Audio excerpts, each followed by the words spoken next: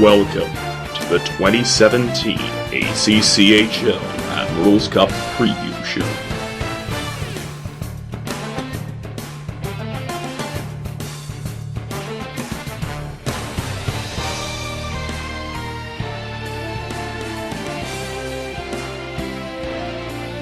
Welcome to the 2017 ACCHL Tournament Preview Show. I'm Nick Sinopoli alongside my analysts, I guess you could say, Drew Blevins and Andrew Schnitker. Guys, it's been one heck of a season, and I'm incredibly excited that it's finally tournament time. It's been a wild and wacky season for NC State, to say the least. They started off losing some crucial guys with Garrett Sunda, Danny Blue, Simon Lecter, and Andrew Crook, and Sean Bly. How huge was it for NC State to really just corral their core guys and really improve on the defensive side of the puck?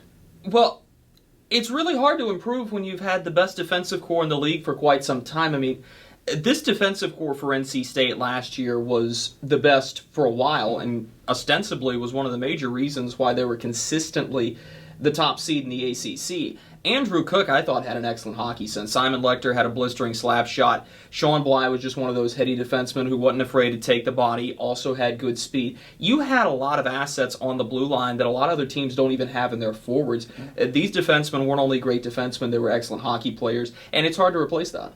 It really is. And, you look at the other guys, you look also at last season. Remember, Joey Hall started the majority of the season with Calvin Stone coming out with being out for the entire season with an ACL injury, but this season he's back and almost better than ever, Andrew. Yeah, well, I think one of the biggest things that impressed me about Calvin Stone this season was watching his game against the rival North Carolina Tar Heels at PNC Arena. What a game that was that we all had the privilege of covering, but Calvin Stone really stepped up big in that, especially, that first period, UNC had so much better in terms of play, puck possession, several power plays, some huge saves by Calvin Stone there, and ends up being essentially a one-goal game, 3-1, but NC State gets a late insurance marker, so Calvin Stone with a huge performance there. And the other thing about Calvin Stone in net is he has strung together recently a string of very good games, but I don't think you need to forget Joey Hall either. It was Joey Hall who played the 4-3 game against Maryland. It was Joey Hall who hung in there against Virginia Tech as well. Those are hard wins to get, and Joey Hall is only a sophomore, still proving his mettle, I think.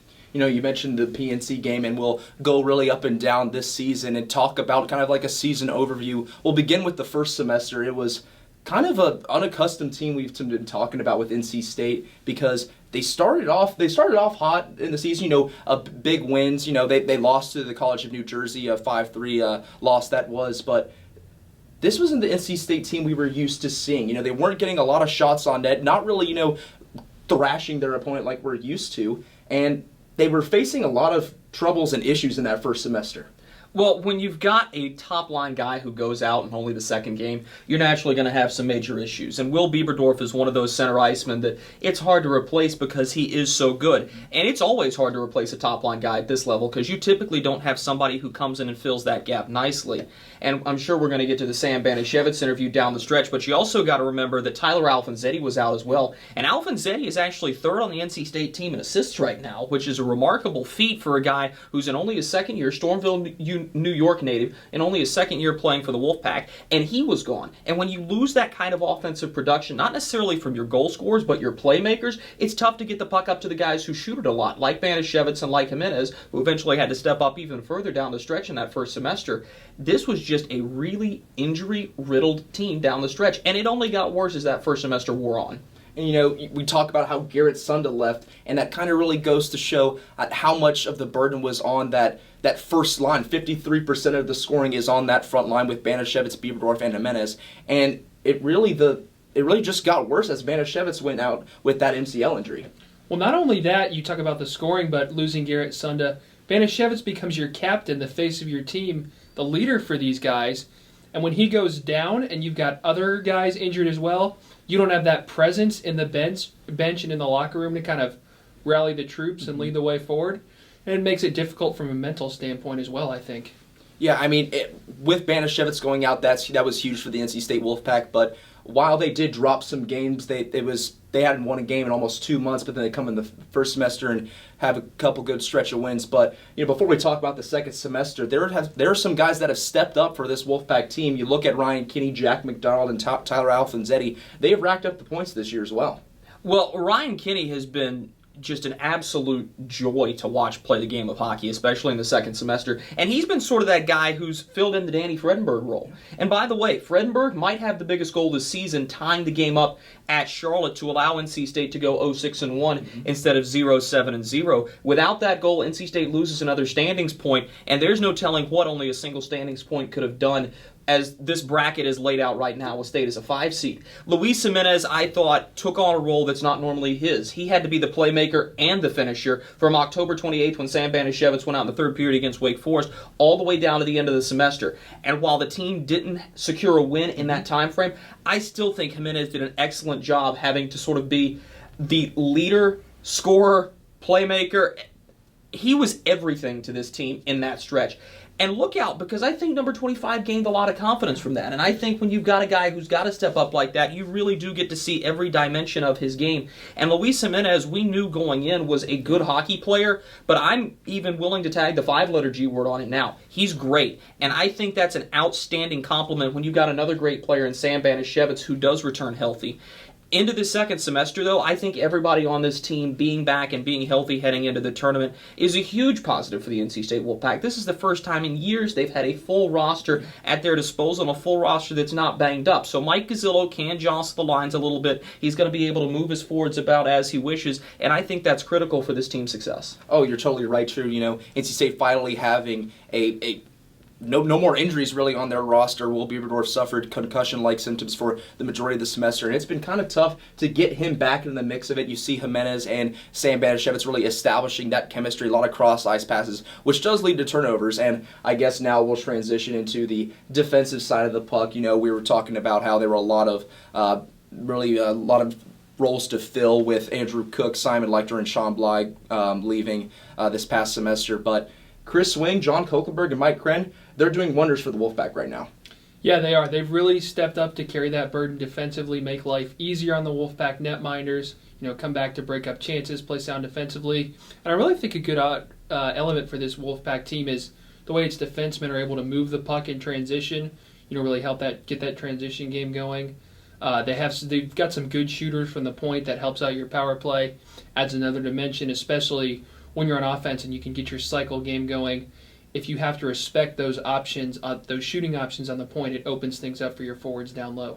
Yeah, NC State, their defensive squad really prides themselves on their physicality. You've got big guys, big bruisers, you like to call them, John Kochlenberg and Mike Kren. He's back this semester. In my opinion, he's definitely been one of the catalysts for that defensive squad, having him back, really to mentor for the freshman John Kochlenberg. It's been incredible of what he's done so far.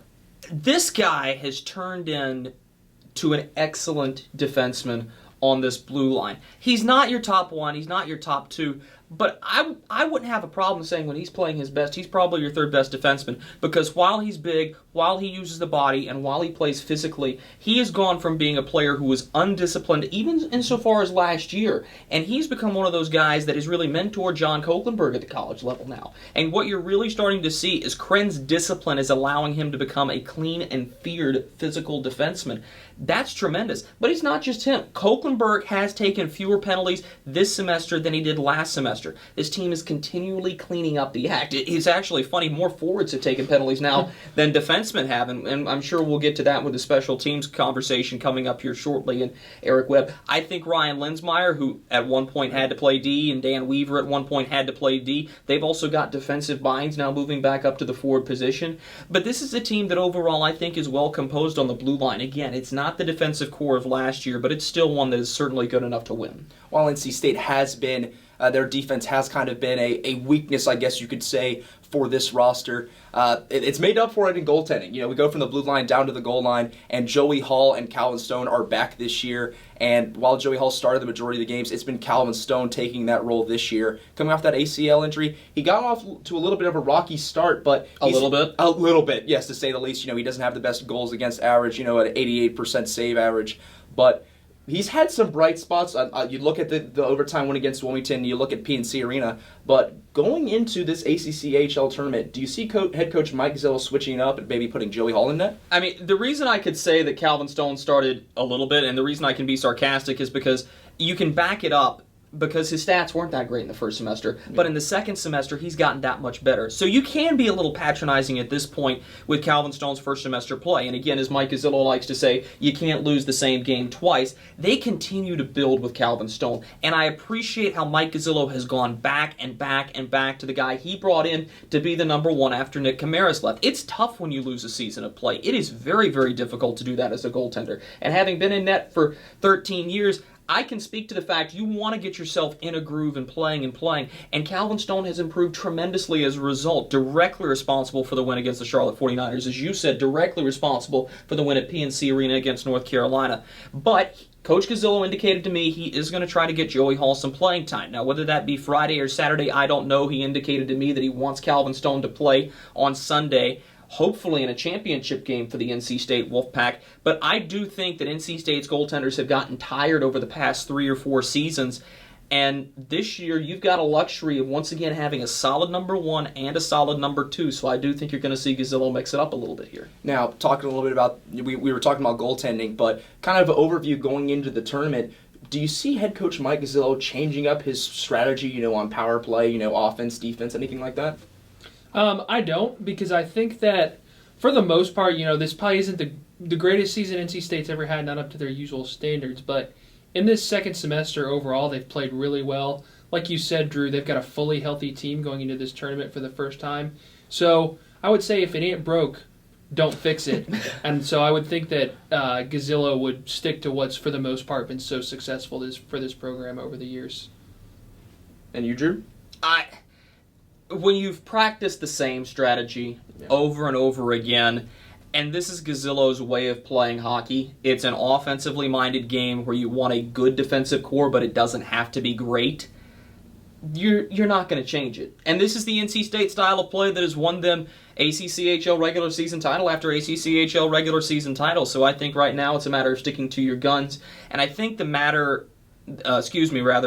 word that I would focus on is going to be execution. Because it really doesn't matter at this point what your strategy is going to be. Your strategy's obviously gotten you here, whether you be 1 or 8. It's a matter of executing your game plan better than anybody else. We'll take one quick short break, and we'll meet with frontline forward Sam Bevitz to talk about the offense heading into the ACCHL Tournament. You're watching the ACCHL Tournament Preview Show.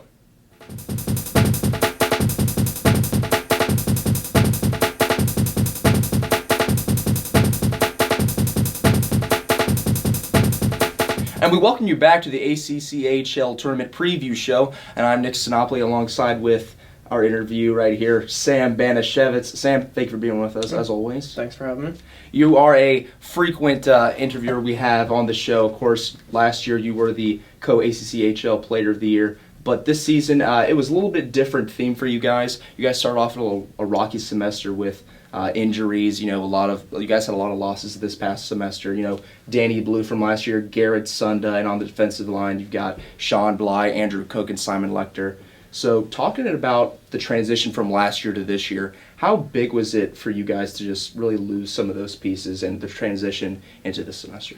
When we first started the season, I thought maybe it wouldn't be as different. We started out 6-1, but our losses started picking up. Guys started getting injured. I think we were out of the top 2 forward lines. We were missing 3 guys, and I think definitely anytime we lose a great amount of seniors like we did last year, I think there's always going to be a void that you have to fill. And again, injuries definitely don't help that. So, but I think this semester we've definitely picked it up a lot more. Obviously, we've struggled. We had a pretty bad game against Elon last Friday to finish the season, but hopefully we can get that loss out of our way heading into the tournament here. And you talk about some leaders you guys lost last year, definitely pointing towards Garrett Sunda. But you've emerged as a leader this year. You are a team captain. How has the transition been for you to step into a leadership role this season? It's definitely different. I've never been a captain of any of the teams I've played for growing up, so it's definitely a new role for me. I've enjoyed it, just being a leader on the team. again, it's definitely a new thing. I don't really know how to describe it, but the year before I was coming in as came in as helping out as an officer a little bit. So I immediately coming in on another team, I did my best to step in as a leader and help out wherever I could. Now, this semester, last semester, you guys had your fair share of adversities, I guess you could say. Will Bieberdorf going down with some concussion-like symptoms, and even you going out with an MCL injury. How has that played into your team's success this season? I think, just being able to come back from the injuries that we've had, just being able to power through that. I know our record doesn't show that we did all that well during that time, but being able to still stick together as a team, the chemistry, we all kind of bonded over those weekends, on those road trips, and just being able to come back, and when we got all our guys healthy again, we still had that same chemistry, that same bond that we formed when everybody was out, and as long as the intensity and the work ethic and our effort is there, I really don't see us having an issue. It's just when we come in and we're not focused, or we're not ready to go, that's when the losses start coming in. And it was definitely a weird feeling to not see you or Will on the ice for an extended period of time. But in your absence, some guys have stepped up. Who are those guys, in your opinion, that have stepped up for you in your absence? Yeah, it's definitely a weird feeling sitting in the stands watching it. It's not fun. But I think, in my opinion, Luis Jimenez stepped up big time. Ryan Kinney stepped up. I think we're looking forward to those guys being leaders next year on the team. And I think on defense, you got Chris Wing, got John Koeklenberg stepping up back there. We picked up Davis Hudson, who is, I think, in our opinion, a great pickup for on defense there. So a lot of leaders, definitely, to name. A lot of guys that came in and helped out when they needed to. And now we're going to transition into this upcoming matchup for you guys in the quarterfinal round of the tournament. You guys are going against the Charlotte 49ers. You guys have played them close this season with a 2-2 tie last semester and then a 4-3 victory, where you guys found yourselves behind a little bit for the most of that matchup. What do you make of this upcoming matchup against the 49ers? We've always had pretty good success with the 49ers. I think in the 3 years that I've been here, we've been 5-1-1 against them. Going into last year, we were the number 1 seed. They were the number 8 seed, and we were kind of expected to go in there and pretty much dominate them. And for the first part of that game, I'd say that was true. We did. We were up 5-0, and then all of a sudden, penalties and officiating started taking place in that game. I think still to this day, that was one of the worst officiated games I've ever been a part of.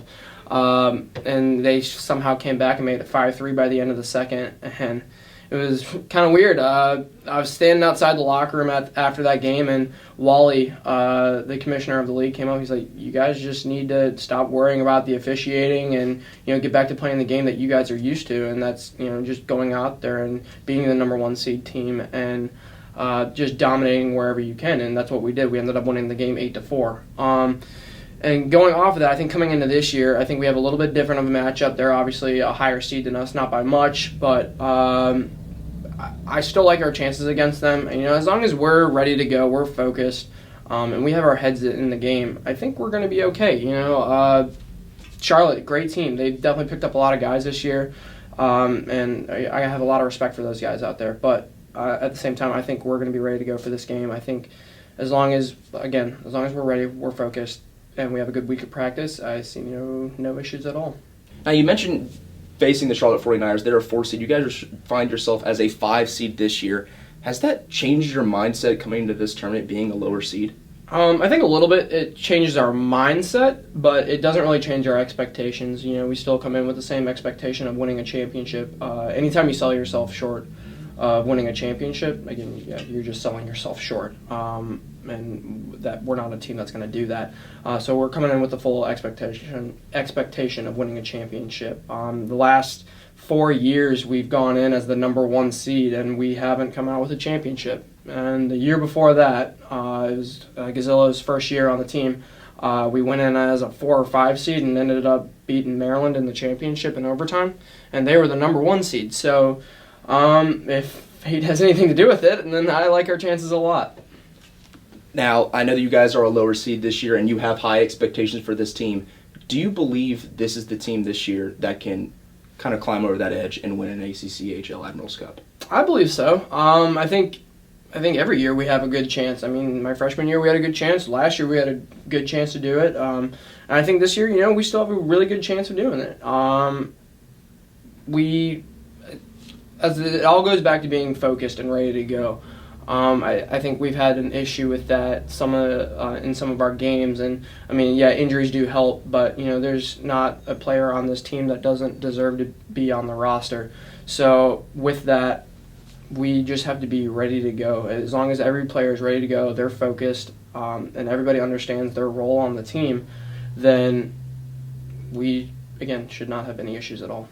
And I'm sure head coach Mike Gazzilla will have you guys ready and prepared for Friday's matchup against the Charlotte 49ers. Sam, as always, thank you so much for being with us. Thanks for having me. And we'll take a short break, and Drew Blevins and Andrew Schnicker will join us to talk a little bit about the other teams in the ACCHL Admirals Cup Tournament.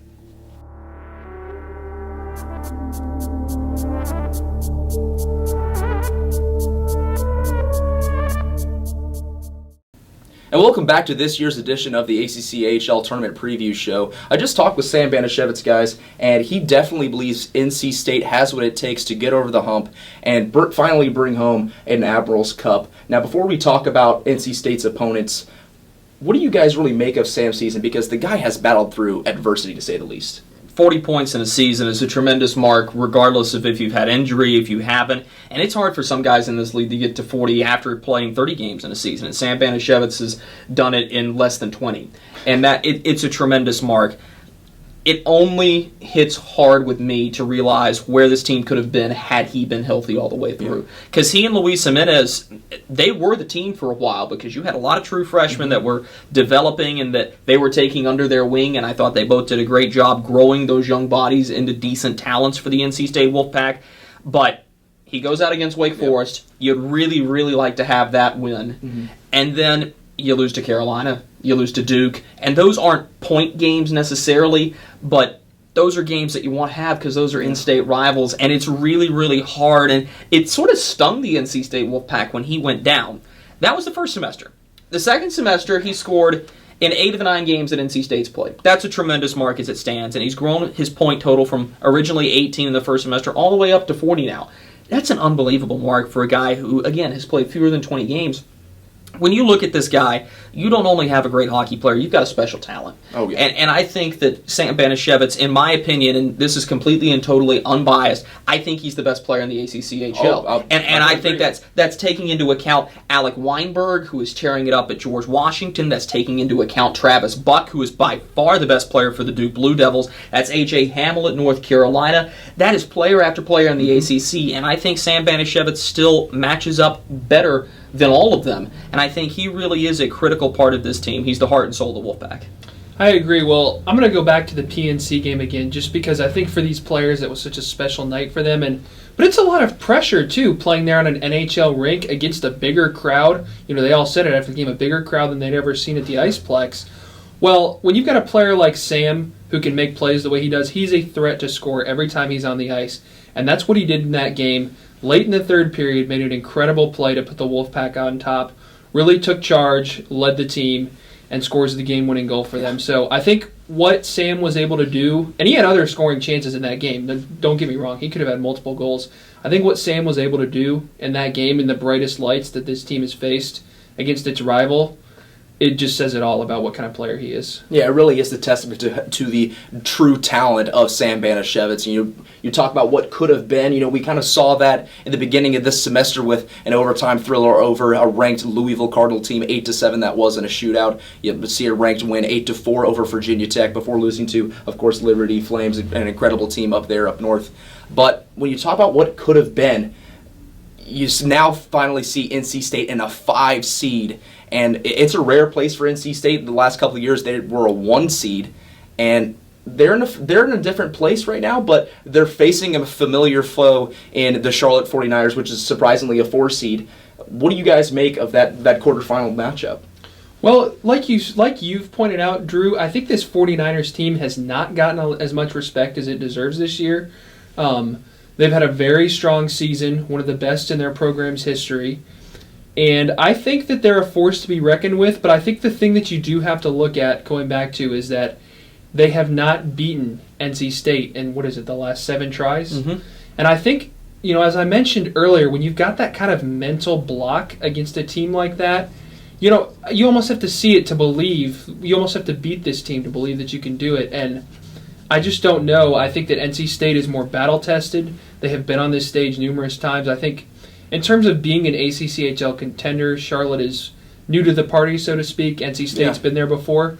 So I think that the Wolfpack's experience on this stage is going to help them a lot in that game, and I like them to pull it out. By the same token, though, this is a huge game for the Charlotte 49ers.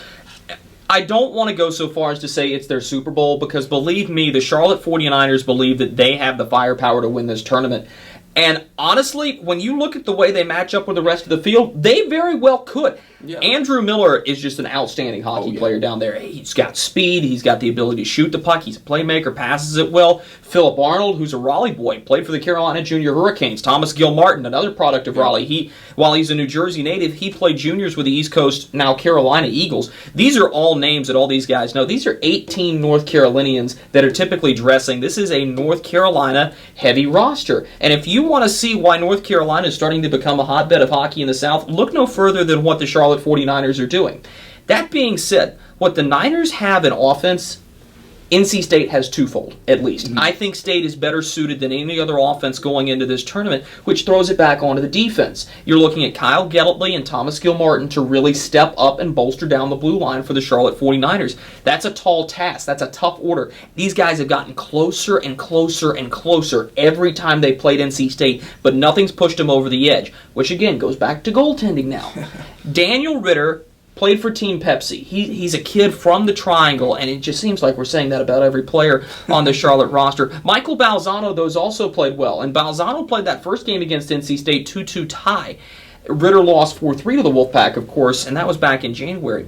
Both of these goaltenders are capable, but I think you're going to have to see something not only good, but special in net from one of those two goaltenders coming up on Friday afternoon if Charlotte wants to beat the NC State Wolfpack. It's possible. This is a Niner team that is going to have their best effort ready. This is a better 49er team than NC State saw last year, and I think NC State's probably digressed a little bit from what they were last year. But look out, I think the Charlotte 49ers do still have a lot of firepower, and it's going to be a special matchup on Friday afternoon. I definitely think it's, in my opinion, the hardest matchup for NC State. Of course, it is the first one, but it's going to be a huge step for NC State if they can really get over that hump, because Charlotte is a good hockey team. It's really tough, as we always like to say, to beat a team 3 times in a row, and especially in one season. In my opinion, I think Charlotte has been the more consistent team. I think NC State has had a couple of bumps in the road, an overtime win in Wilmington where, the officiating was questionable, but I think NC State should have had that win, over early, and, really just the final regular season matchup against Elon. In my opinion, I think that really starts in net.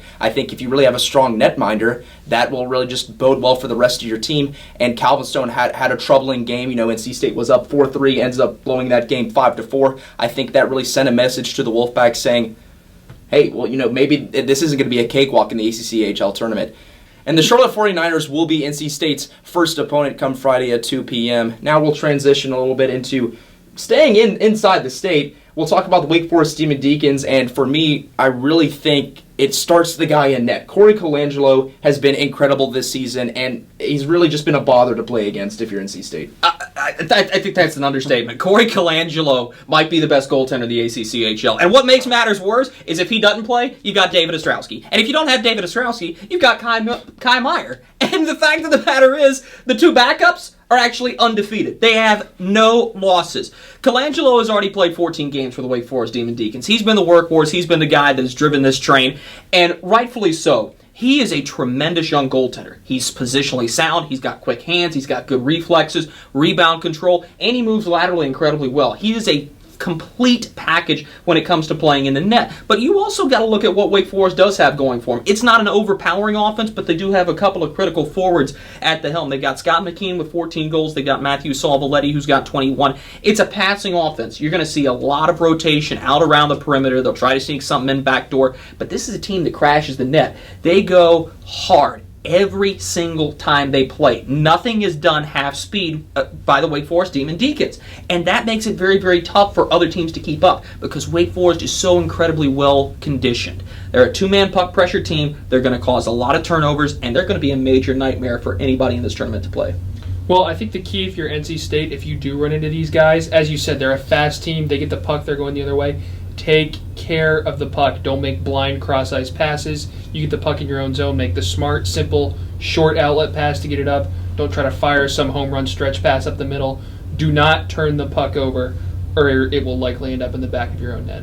You know, you mentioned, just the small outlet passes, and I think you're totally right. What we saw in the last matchup, and when NC State faced Wake Forest, they really harpened on Sam Bevitz, and I think that was just paramount in their victory. They were pressuring him, getting two-man puck pressure on him, and the thing with Bevitz is he only looked really for Luis Jimenez, and that's really been the thing for NC State this season, not being able to establish some team chemistry on that front line, and that really just attributes to Will Bieberdorf being out. All these cross-ice passes are being turned over. But, not talking about defense, not only worrying about the Wake Forest Demon Deacons defense, you got to worry about Scott McKean, Saul Valetti. Those guys have just been incredible this season for the Demon Deacons. They've been on a tear this year. Oh, undoubtedly so. And Wake Forest going undefeated at home, that's something special. Yeah. And that's very hard to do. I don't care who you are. It's hard to go undefeated for any stretch of your season, home, road, or overall. The Virginia Cavaliers did it inside the conference. I think automatically having an undefeated team at home and an undefeated team in the conference makes you 1-2, which is obviously what we have here. These are two very special teams when you compare them. I love the Wake Forest Demon Deacons, though, because they're a real testament to developmental hockey. This isn't a lot of new guys. These aren't a lot of brand new freshmen who are coming in and are dead ringers. These have been the same guys we saw 2 years ago and the same guys you saw last year, and it's all led by the goaltending. Corey Colangelo is one of those difference makers. He's going to be sorely missed coming up here in a very short few months. But look out, the Demon Deacons are indeed for real. Yeah, I would agree with that, and I think that if NC State does run into these guys, it's probably the best game of the tournament that you're going to see. Yeah, I totally agree. And another powerhouse in this tournament is, of course, the number 1 seed, Virginia Cavaliers. These guys are the ACCHL regular champions. They haven't lost a game in league play, and while they've been close games, they've been dominant this year.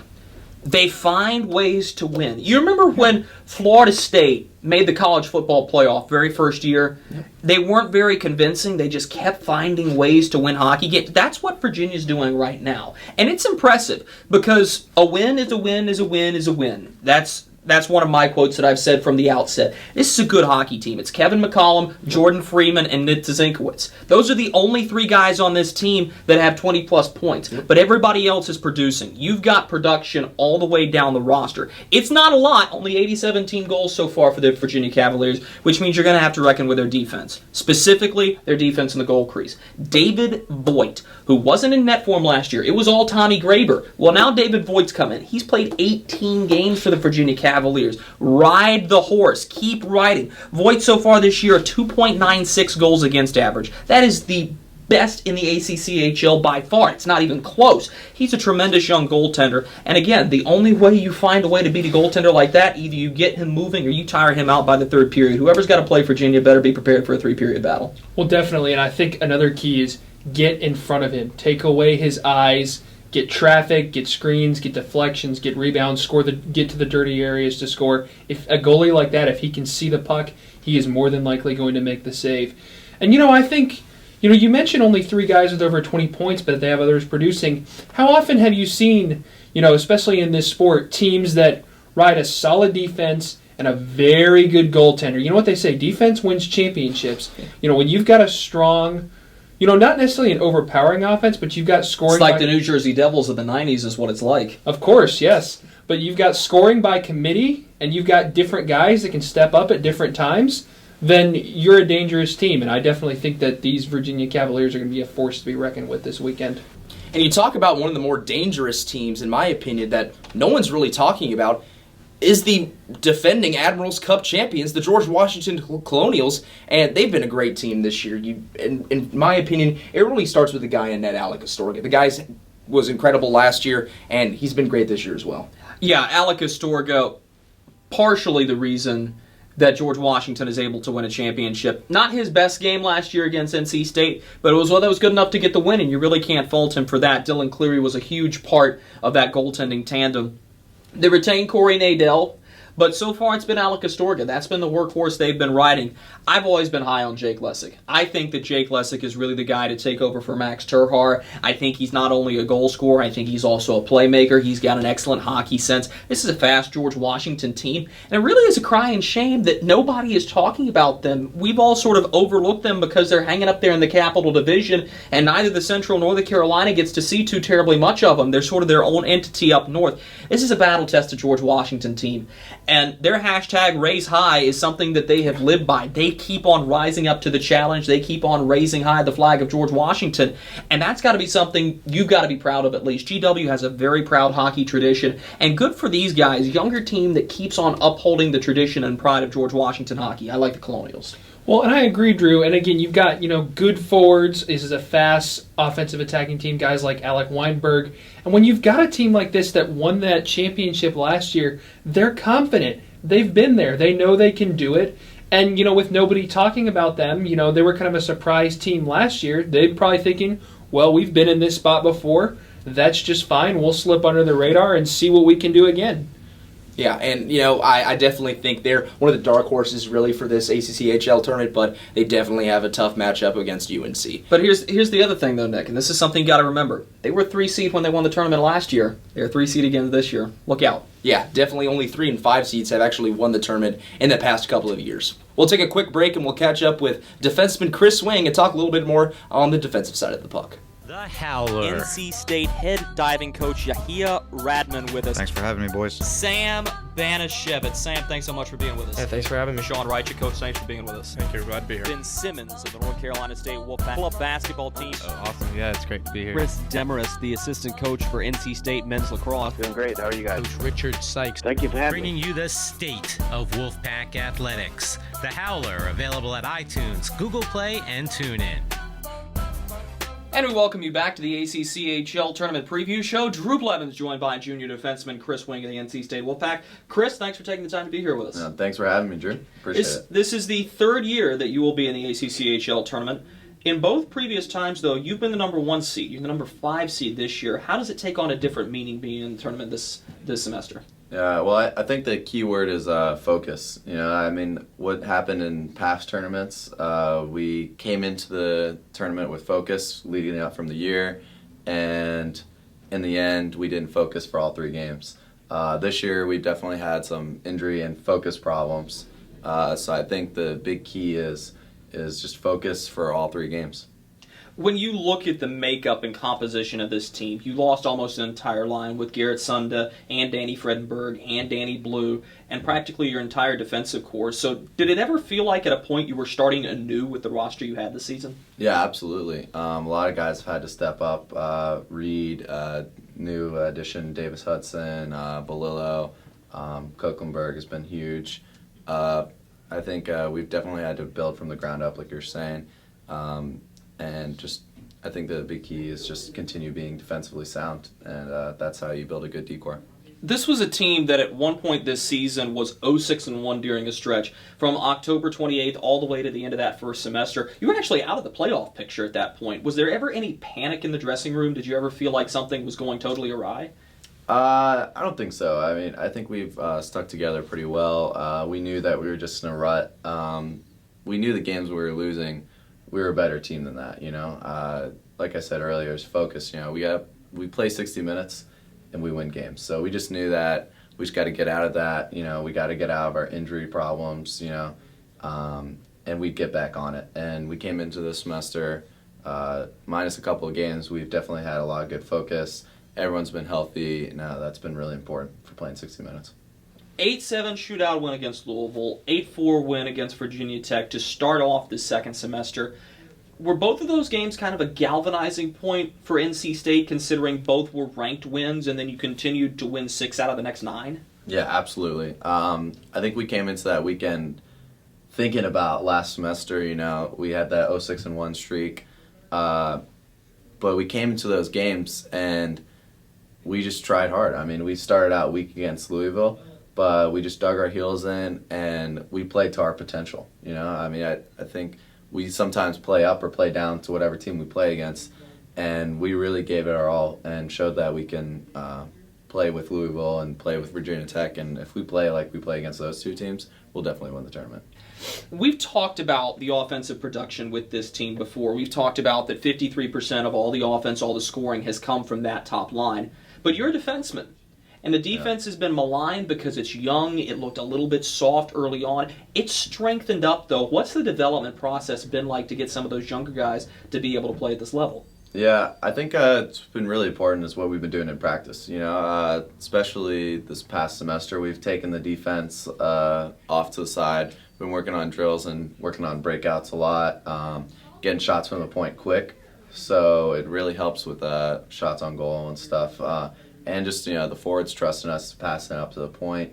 I think all of that's been really coming together, and that just comes with playing together as a squad, We're, like you said, we're a new defensive core, so everyone was kind of getting to know each other. But I think especially in this second semester, we've really come together, really worked on some of our technical skills, getting shots off quickly, and it's been really important. Would you characterize this defensive unit as being more positionally sound and being effective by good positioning, forcing players to the outside? There are sizable guys, Mike Krenn and John Kochlenberg. Is this a physical unit? Is it a little bit of both? How do you characterize the way your defense plays? I'd say it's different from each player, We got a lot of different people, like Krenn and Kochlenberg definitely bring the physical play. Reed Farhat with the sick dangles. You got Davis Hudson's a great offensive defenseman. I play more defensive defense with a positionally sound hockey, but I think it all comes together and everyone plays their own role. I think that's been really important. When you look at the development that all these players have gone through, even going back to youth hockey days, you're a Carolina Junior Hurricane, you've got other guys on that defense who have been as well. What does this speak to have so many North Carolina natives on this defensive core that have played in those programs? I think it's really important. The Junior Hurricanes program is a great program, and a lot of the other programs in Raleigh are as well. I think they teach you good skate work, but at the same time they also teach you good positioning, so when you come into a new team, that's not necessarily something you have to teach as much, so I think that's been really important in utilizing practice time. Another major point of this team's success, though, has been its penalty kill, which you're part of, and your dad, Jeff Wing, assistant coach, has really talked about that game in, game out. Against UNCW, he killed 14 of 16 penalties, which is an outstanding number. This has been a highly effective killing unit. Why is that? We work on the penalty kill often in practice. It's been so good because we have great guys up top. Often we have Andrew Kristoff up there. He's a powerhouse. He moves his feet really well, and we really focus on stops and starts and trying to work that outnumbering in the slot, what to do. So I think we do a really good job of just keeping people outside, giving them bad angles, blocking passing lanes, and I think it just comes down to the amount of time we spend in practice working on it. When we come to a game, our penalty kill is sound because we all feel confident in it. Does the good penalty kill allow you to play a little more freely, not necessarily having to worry about taking penalties, really allow you to go out there and use your creativity, use your speed and physicality? Yeah, absolutely. We sometimes are a penalty-prone team. We definitely take more penalties than we should, but when we do take penalties, it's been good that our penalty kill has been so good this year. It's definitely helped us win games. And before we let you go here, we do want to talk a little bit about the upcoming matchup. You've got the Charlotte 49ers at 2 p.m. coming up here on Friday. Yeah. So far, you've beaten Charlotte once this year. You tied them once in Charlotte. Mm-hmm. It has been a really, really tight matchup this year. What's it like to know that you've got to play the Niners again in the opening round? I'm really excited to play them. They're a fun team to play against.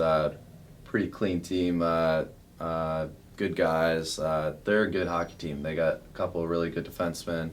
You got a couple of fast guys up front that you got to worry about, but they're a good hockey team. I'm really excited to play them. How does your defense plan to contain the offensive firepower of Andrew Miller and Philip Arnold, and even offense from the back end with Kyle Gelletley and Thomas Gilmartin? They have weapons at every level. Yeah, I think the important thing is play positionally sound. You lack or you forget to cover the net one time in front of the net, they'll get a guy in there. They cycle really, really well. So I think the key is keeping people to the outside and checking behind us, keeping our head on a swivel, I think is really important playing against them. And just watching their speed coming into the zone. We got to gap up really well against them. Even though you're a 5 seed, do you believe that this is the NC State team to bring home an ACCHL Admirals Cup for the first time since 2011? Absolutely. We've proven it multiple times throughout the season that we can play against any of the teams that we played this weekend. So I think we definitely got a chance to win. Chris, thanks so much for your time. Thank you, Drew. Coming up on the other side, we'll talk more about the NC State defense, goaltending, and don't forget, we've got predictions for the ACCHL Admirals Cup Tournament coming your way. This is the ACCHL Tournament Preview Show. My favorite moment is probably that time that me and voice of NC State hockey, Drew Blevins, lost it at the end of a broadcast because Drew was just giving this speech and basically making it sound like the whole team died, and he said something about phoenixes and ashes and Elon, and I just couldn't take it seriously, couldn't keep it together anymore, and we just I lost it on camera, and then Drew lost it, and we had the head coach fooling around in the background. It was just a fun night.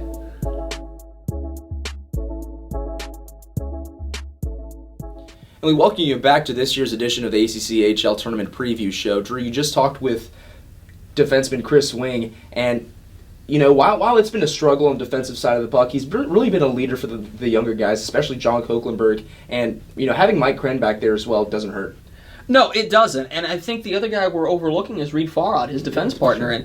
And these are very, very good defensemen for NC State. These are defensemen that have been developed through the program. And he even talked about it. He goes, this is a defensive specialty unit that has really been pulled aside, and they've continued to work on the defensive side of the puck. They aren't just relying on offense. They've continued to build their skills when they don't have the puck. And that's a tremendous asset for this NC State Wolfpack team. I applaud Chris Wing. Defense is a very hard position to play, and ever since I was playing against him, he's played it and played it to the best of his ability, which is very, very well. He truly is one of the top caliber defensemen in this league, in my opinion. Well, I agree, and I think you mentioned him, and it's really impressive what he's been able to do. Like you mentioned, this defensive group loses 3 of its big senior leaders from last year. Well, you need a guy to step up and lead the way. Chris Wing has done that. He's played against opponents' top forwards, helped to keep them off the scoreboard as best he can. He's chipped in a little bit on the offensive side of the puck, moving it and gotten a couple shots from the point. But really, I think the most impressive thing for him is how he's stepped up to be a leader on this blue line with so many people graduating after last year. And you mentioned Reed Farad, Drew. I definitely agree with you. In many of the broadcasts this year, you say he's been one of the key players to the game. His passing has been crucial to NC State's success. But another thing we're kind of overlooking during this show is the penalty kill for NC State. I know that's more of a special teams category, but kind of goes along with the defense. Assistant coach Jeff Wing, we talk about him time and time again, interview him during his second intermission. He loves that penalty kill, and it has done wonders for NC State this season, especially in that Wilmington game we were talking about. Well, that penalty kill's his baby. That's something that he's worked on from the outset of the season, and he's watched it grow. He has reared this child to be very, very productive in the sport of hockey, and you've got to be happy with that. Because when you have a penalty kill like that, you can play a little more relaxed. You can go out and throw the body a little bit, knowing that if you do have strict officials, which you're liable to have in the state of Virginia, that you're going to still be able to kill off penalties. Now, if I may expand that also and go to the other side of the special teams on the power play conversion, when you look at this team's power play, they've got so many different pieces they can fit in. You can move Sam Bevitz back to the point. You can stick him on the wing. You do the same thing with Luis Jimenez on the other side. You got Alphonsetti, and you got Bieberdorf, and you've got Ryan Kinney, who can all step in at the center position. They can all be very productive. You've got Chris Wing, who's been able to shoot the puck recently, although he's more of a puck distributor. You got Davis Hudson, who can slice in from the point. You've got Reed Farad, who's not afraid to shoot the puck either. You got Big John Koeklenberg. You can throw him in front to block. You can also send Mike Krenn in there for screens as well. And it feels like you just named the entire roster of the NC State Wolfpack. That is a dangerous power play. They just got to figure out which strategy they're going to go with and run it, because if you're giving NC State chances on the power play, you're giving that offense an extra man out there on the ice, look out, you're going to be in some serious trouble. Well, I think the combination of a lockdown penalty kill and a dynamic power play really benefits this NC State Wolfpack. It benefits any hockey team, really. With, a lot of good defensive play at even strength, harder to score, if you can limit another team's power play, get your own man advantage clicking, and you're winning the special teams battle, more often than not, you're winning the hockey game. Yeah, and we talk about the penalty kill, more of the special teams aspect of this hockey team, and that'll transition kind of what the atmosphere will be like in Main Street Arena. But first we'll talk about officiating. Drew, you and I, we made the trip up to Virginia, up to the Liberty Showcase this semester, and what did you see there? It was an interesting weekend, to say the least. What did I see? I saw a lot of arms going up is what I saw. And the state of Virginia has been much maligned throughout the state of North Carolina, South Carolina, and Maryland as sort of that weak state for hockey officiating. That's not a knock on those officials per se. What it is that they are so stringent on enforcing the rule book by the letter of the law. A lot of these guys haven't played at the competitive level, even though you are in the D.C. metro area. I thought the Main Street Arena officials last year, aside from the quarterfinal game, I thought they were a little bit better than what you saw at Liberty. I thought they were certainly better than what you saw at Wilmington. State's been through some rough officiating patches so far, but as Mike Gazzillo says, you cannot play two opponents. And it may be tough. It could be a whole lot better. But I think the thing that NC State has to remember is stripes are calling penalties both ways. There are two opponents that officials have to officiate for, and you got to keep in mind that hopefully you're not getting overloaded with penalties on one side. For the most part, from what I remember, it was a fairly evenly officiated game, but you do have to be careful. If you're going to be physical, you got to make sure it's clean, and potentially, and this is where it becomes an issue, you got to make sure it's not too hard and not too blatant. Going out, rubbing a body, playing good positional defense on the back check especially, is something that NC State's going to have to do and do well. If you're able to be positionally effective, physicality is only an added bonus, but I don't think NC State's going to have a major issue with an officials this time around, and I think certainly when you look at NC State, they've already been resilient on a couple of occasions this year. Yeah, you're totally right, and I definitely think that penalty kill will help them in this aspect. You know, they might be facing a lot of penalties, but that penalty kill has done wonders for them. Now, Drew, you and I will make the trip up to Main Street, or Andrew, you will not, but tell us about that incredible Main Street Arena, and, you know, will those windows over there, you know, on the east side of the arena have an impact on the play? Well, I do think it'll be a great atmosphere. Very nice rink there. I did some research. Home to both Virginia and James Madison. You should be a great crowd. It hosts events all throughout the year. Great place for hockey. But you mentioned those windows, and you show me the pictures, Drew. It is bright in that arena, and that would potentially, I think, have an impact. You see it. You know, it's funny, you hear about this with the outdoor games that the NHL has become fond of. The glare off the ice for players maybe makes it difficult to see a puck. A puck gets behind you, or even a goaltender loses track of the puck. So that sunlight effect it's an interesting thing that might potentially throw a added wrinkle into the game that you have to account for that you wouldn't normally. Yeah. Well, and I'll even throw one more thing in there, if you'll allow me to. I remember playing at Navy's old arena, Dahlgren Hall, and instead of having the windows on the side, they actually had them on the end boards. First and only game I've ever had to wear sunglasses in to play, and that was quite the experience. I mean, I don't think you're going to need eye black. I don't think it's going to be quite to that level, but it's certainly something to keep in mind. It's a very reflective surface out there. We even saw a little bit of repercussions in the 4 o'clock semifinal game against North Carolina last year, and you're backing that up 2 hours. You really better hope that the clouds are out, and who knows, maybe Mother Nature and meteorology is going to have a little bit of part to play in this game. Yeah, and, you know, it should be, and it might be a problem, actually, for NC State come Friday, as they will have a 2 o'clock puck drop against the UNC Charlotte 49ers. We'll wrap things up. Coming up next, we'll have predictions and our conclusion of the 2017 ACCHL Tournament Preview Show. Whether it be bus trips with a hockey team or going out and scavenging for food after a late-night hockey game with Nick Sinopoli in Maryland or playing video games in the hotel with the crew, it's all just been so much fun. And I think what makes it even better is all the people that we have here that aren't just wonderful producers and directors and broadcasters and camera people. They're all wonderful people as well. It's just a great place to be, and I'm so very thankful for the opportunity to have done this for 4 years.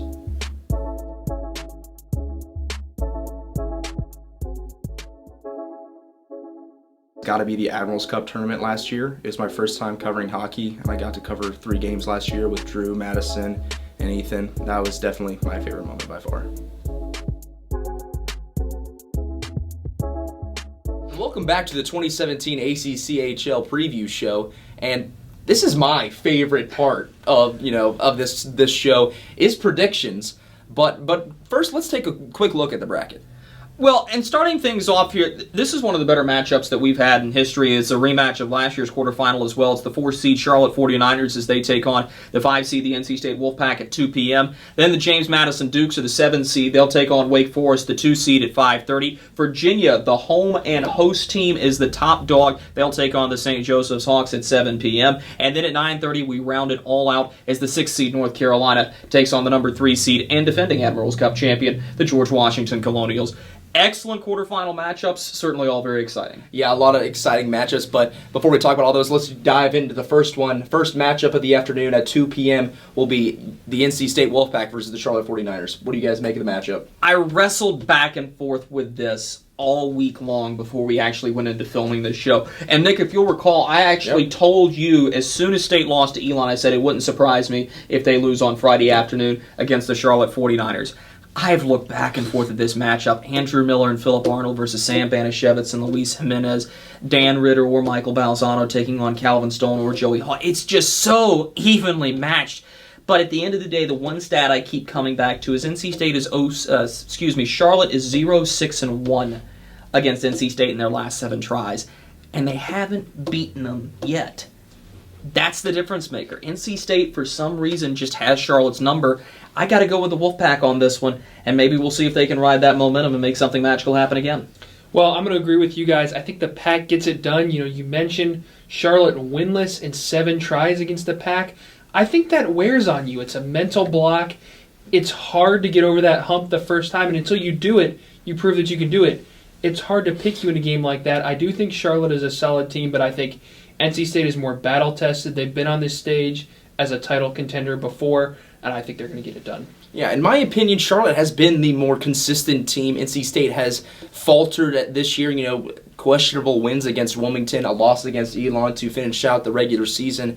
But it's just been really tough to see the Charlotte 49er team just, struggle so heavily against NC State. I think they're finally establishing themselves as almost really a contender for the ACCHL title, but it's just hard for me to pick against the Wolfpack, especially when they're playing the 49ers. They have their number, and if Joey Hall's in net, I think he's going to have a great game. I do think Joey Hall will be in net, and I definitely take the Wolfpack. I think they win this one by about 2 goals. And now in the next matchup, for the quarterfinal round will be at 5:30 p.m. The Wake Forest Demon Deacons will take on the James Madison Dukes. What do you guys make of this one?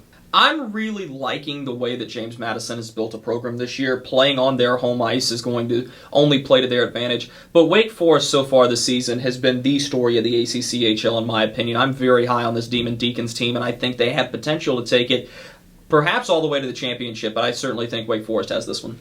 I agree, Drew. Like you said, James Madison, certainly not an opponent to take lightly, but Wake Forest has just had a phenomenal season, the best in their program's history. I really like them to continue that with a first-round win in this tournament. I do like the Dukes, but I feel like Wake Forest is just too formidable of an opponent. They've been, in my opinion, one of the best teams in the ACCHL this season. Wake Forest beat NC State by a 4-1 victory. The difference for Wake Forest among all of these teams in this tournament is definitely coaching. They come in, game out, and have a terrific game plan. We saw them neutralize Sam Bevitz in their victory over NC State. I've got Wake Forest by a couple of goals in this matchup. The next matchup we've got is the Virginia Cavaliers on their home ice against the St. Joseph's Redhawks. 1 versus 8, guys. Do you see the upset happening? No.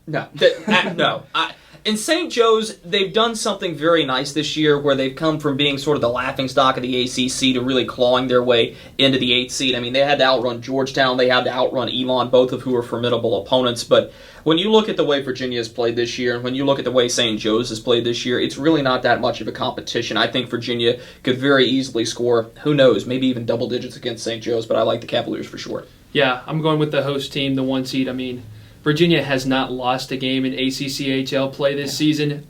I do not expect that to change in this game. Give me the Cavaliers by 3.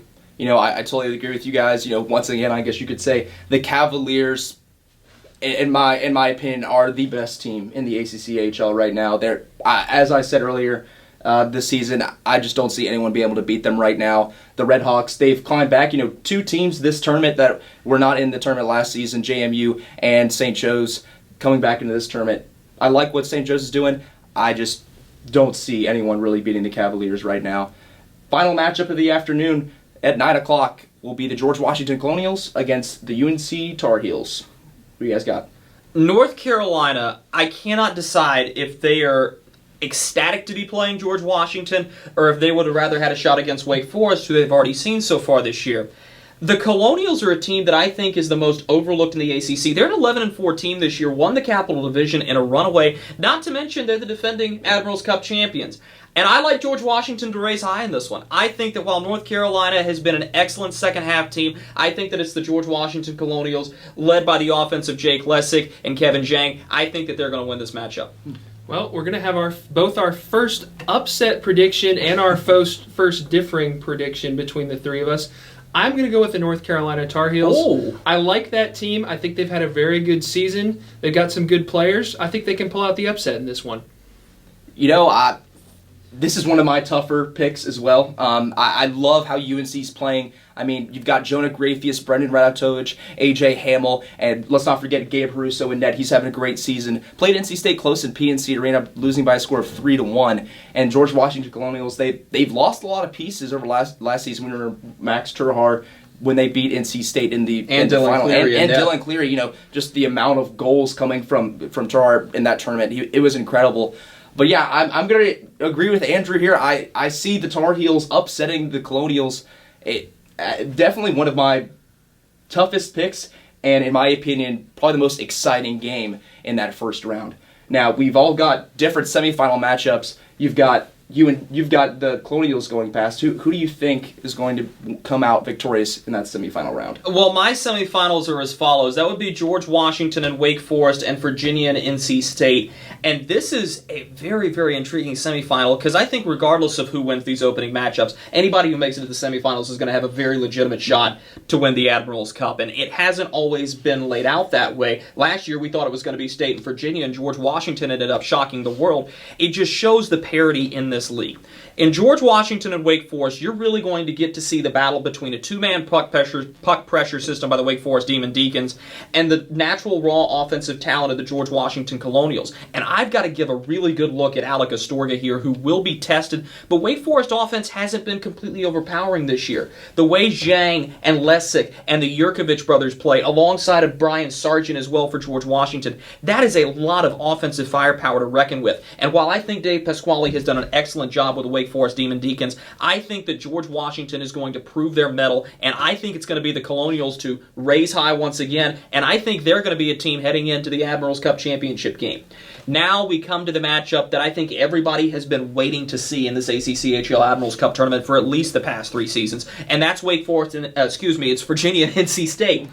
UVA, undefeated in ACC play, but they only have 87 team goals. This isn't an excellent offensive team by any stretch of the means. A lot of their pressure gets put onto the goaltender, David Voigt, and he's played 18 games. He has been the workhorse for this team, a sub 3.0 goals against average. That's a tremendous statistic for a goaltender. NC State's offense has scored 118 team goals this year. So you're really going to get to see the battle of offense and a battle of defense, and I think it's a tremendous matchup. The Virginia Cavaliers have not won an Admirals Cup since 2000. They haven't made an ACCHL Admirals Cup final in that time frame. They've lost in the semifinal the past 2 years. And until you can prove to me that you can be a clutch team in this tournament, I can't pick you. And I think it's the NC State Wolfpack who are going to upset Virginia on home ice, pull what George Washington did last year, and I don't think you should treat that as an upset. This is the game that NC State has hungered for. This is the game that NC State has waited and yearned to play in. And now that they're going to get the chance, I think it's this team that rides the momentum from a win over Charlotte, and they'll play George Washington in the finals. Well, I've got a little bit different semifinals than you, Drew. I've got the Virginia Cavaliers taking on the Tar Heels in this semifinal. And while the Tar Heels are going to come out with a great performance in the first round and upset George Washington, this is where the magic ends for them. I just don't see them having a strong enough team to get over the hump, beat that top ACCHL opponent. I think Virginia continues to be undefeated in ACC play through this game. I think they take it over the Tar Heels. And then that sets up another very interesting semifinal matchup between NC State and Wake Forest. Now, on paper, this Wake Forest team, especially with the season they've had, would appear to be a superior opponent, but I really don't think that NC State has played to its true potential and capabilities this year. There have been, some tough games, some blown leads. But I think that head coach Mike Gazzillo is really going to rally his troops for that one, and I think this battle-tested NC State team is going to be able to get it done and get into the finals.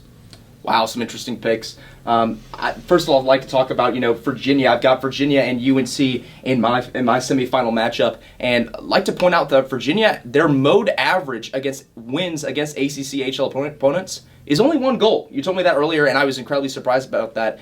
Virginia is a defensive-minded team, and they play teams close, but I gotta agree with you, Andrew. I don't see the Tar Heels making it past the semifinal round. The atmosphere in Main Street Arena with 700 plus fans rooting for their Cavaliers, I think that's just too much for the Tar Heels. I definitely have Virginia winning that semifinal matchup, moving to the championship game.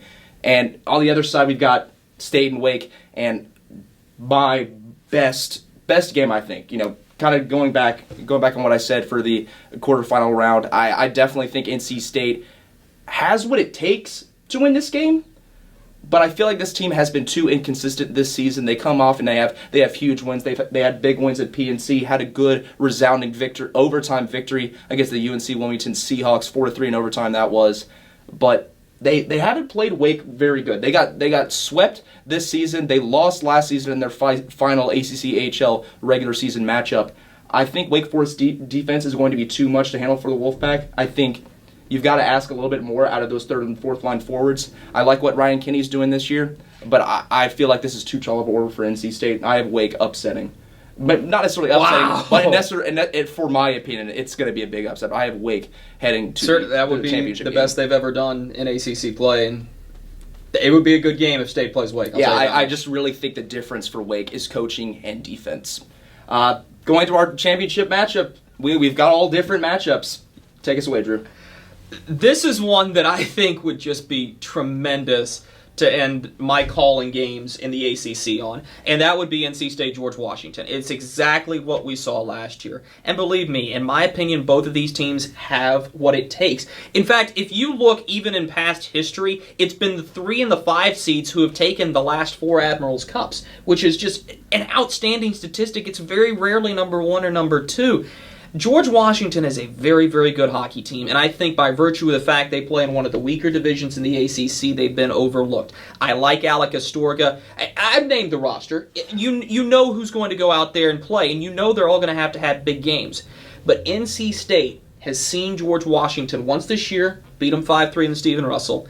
They've also seen George Washington in the finals of last year, and 7 goals should have been enough to win that hockey game for NC State. Mark my words, if this is the final matchup you see, NC State is going to bottle up every ounce of emotion they had from losing a heartbreaker to George Washington last year in Main Street Arena. They're going to take all of that emotion and turn it into positive vibes. And I think the NC State Wolfpack, on the backs of their captains, Sam Bevitz and Luis Jimenez, find a way to win this ACCHL championship, bringing an Admirals Cup to Raleigh for the first time since 2011. Well, Drew and I may have different matchups, but we do have the same champion. Drew's already set the stage very well with his semifinal game for NC State and Virginia. Like you said, the matchup everyone wants to see between 2 perennial ACCHL contenders. But as you guys have mentioned, with that mode victory of 1 goal for Virginia, they don't score a lot. They rely on their defense, their goaltending. I think NC State with that top line of Banashevitz, Bieberdorf, and Jimenez, and then you get that they've gotten some secondary scoring in the form of Ryan Kinney. I think that they're going to be able to break through that Virginia defense, give Voigt a little bit more than he can handle in net, and pull out a victory. Definitely some memorable finishes for you guys, and I feel like I'm kind of the pessimist here, but that's normally my job. Yeah, normally his job. But in my mind, I see it as the Cavaliers versus Wake Forest. These teams match up well on paper. I mean, they're both defensive-minded teams, in my opinion. I think it's going to be really just a low-scoring hockey game. I really think this game could go into overtime, maybe even a shootout. I think this is one of the marquee matchups, a 1 versus a 2 seed. The skills competition decides the ACCHL champion. Please no. But, I think, in my opinion, the Cavaliers have the edge. They haven't lost a league game play. They played Wake Forest close earlier this season, only beating them by 1 goal. And I think that'll stay true. I have the Cavaliers winning the first Admirals Cup since 2000. I think Wake Forest just isn't going to have enough of offensive production. I think they're going to come in. It's going to be a physical hockey game. Both teams are going to take a lot of penalties, but I think the crowd pushes the Cavaliers over the edge in that matchup. Well, you've heard it all. You've heard all the analysis, and now we just got to get to the game. On Friday, NC State will face Charlotte. You'll have to look at our live stream on YouTube. Puck drop is at 2 p.m. Guys, thank you so much for being with us. Any final thoughts? I'm looking forward to an excellent tournament. I think this might showcase the parity in the ACCHL better than any other tournament we've seen so far. This is going to be a good one, and I would highly advise you to tune in because it's going to be very entertaining. Well, I'm disappointed not to be able to make the trip with you guys. I've got some responsibilities with the technician this weekend, but I will certainly be tuning in to catch the games when I can because I think it's going to be a good one. Despite my picks, I hope NC State does have enough to get over the edge so Drew Blevins can go out with a win. Thank you guys so much for watching. This has been the ACCHL Tournament Preview Show on PackTV, bringing you into the pack.